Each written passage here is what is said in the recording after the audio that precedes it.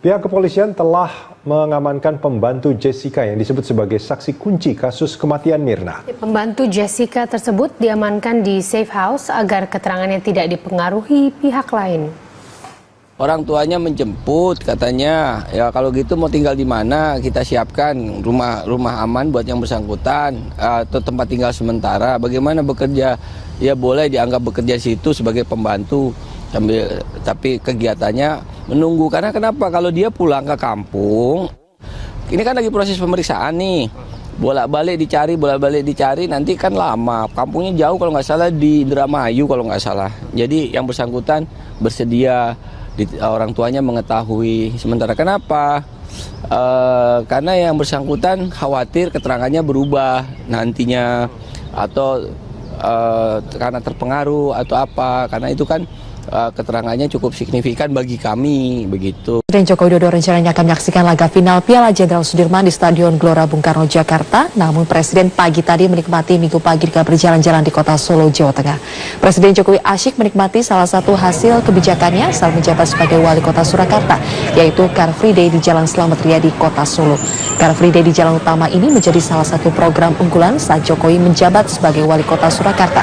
Presiden Jokowi berjalan kaki dari Gendengan hingga Bundaran Geladak atau sejauh kurang lebih 3 km. Di beberapa titik Presiden Jokowi berhenti untuk menyapa warga yang beraktivitas di Car Free Day. Meski tetap dengan pengamanan ketat, Presiden Jokowi tetap dapat berinteraksi dengan warga.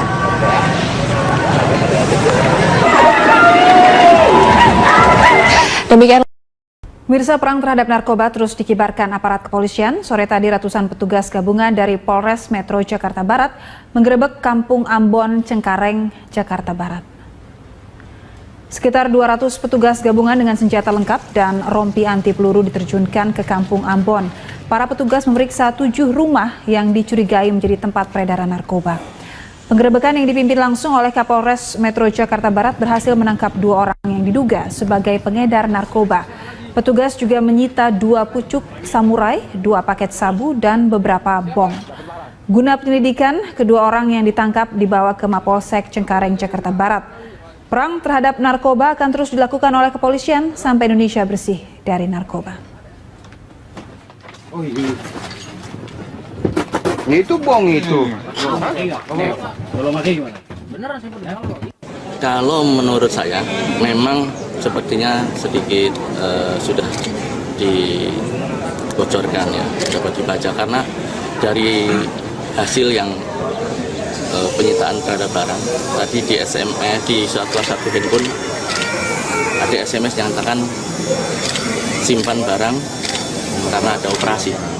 Jadi menurut pendapat kami bahwa operasi ini sudah diketahui sebelumnya oleh mereka dan juga.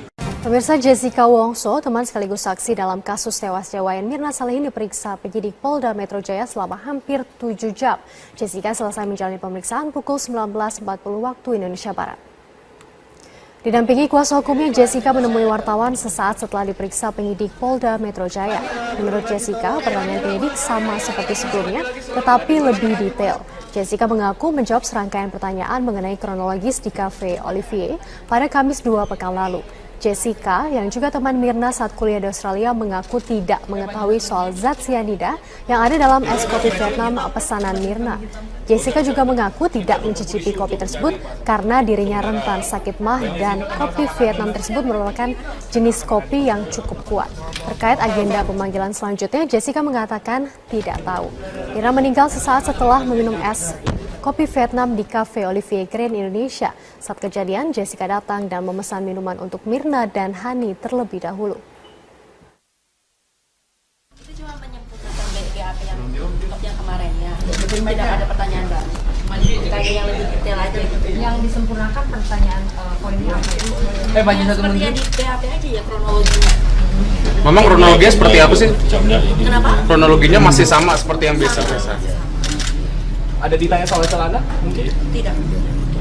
Tapi soal yang celana dibuang itu kamu memang... Oh, saya tidak bisa komen itu. Kalau polisi tidak tanya, saya tidak bisa.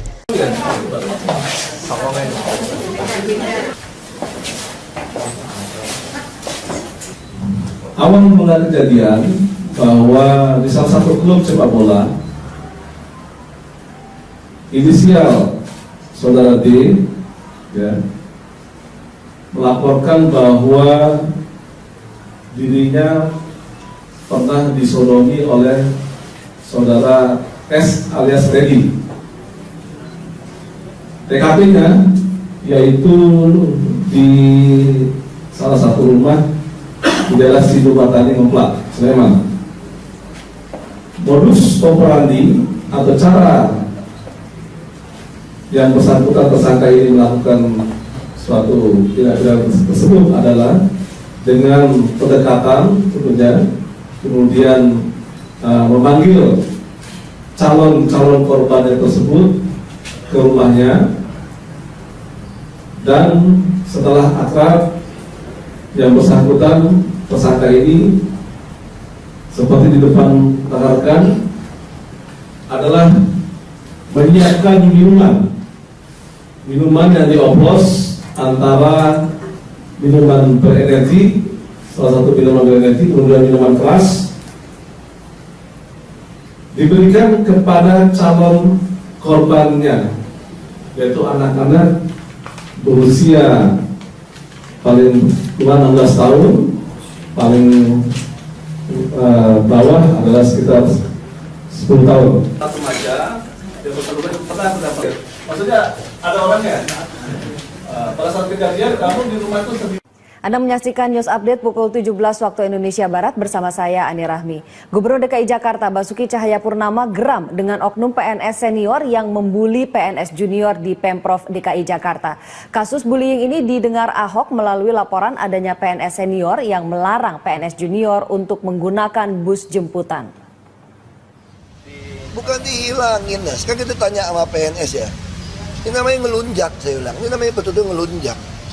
Kita kasih bus, pagi-pagi datang. Tanya sama PNS muda, bisa naik nggak? Dibully loh di dalam bus. Sama yang udah duduk, merasa kursi punya dia. Jadi kalau PNS muda dibully, ini pertama. Terus kedua, ada iuran bulanan lagi. 75.000 sampai 100.000. Brengsek kan luar biasa nih, ada iuran bulanan. Yang narik iuran siapa Pak? Iya, saya ada grupnya, ada kayak gengnya nih. Udah kayak ada gengnya, kayak membership. Yang muda-muda nggak bisa naik, dibully karena ini punya si A, si B kursinya. Terus kalau ada yang penumpang biasa, numpang naik boleh nggak? Boleh, dipungutin duit. Dua-duanya dari sini Pak? Ya saya kan taruh mata-mata banyak. Pak, itu iurannya buat sopir? PNS, sopir digaji kok, makanya ada permainan. Terus tarik lagi dari penumpang, nah, itu udah dosanya. Dosa apa lagi? Pemirsa, penyidikan kasus dugaan korupsi pendirian Bank Banten terus dilakukan oleh KPK. Dan untuk kedua kalinya Gubernur Banten Rano Karno diperiksa sebagai saksi dalam kasus itu. Kita akan mengetahui bagaimana perkembangan terkini dari KPK bersama reporter Yul Yanawan dan juru kamera Bobby Tobing langsung dari Gedung KPK Jakarta.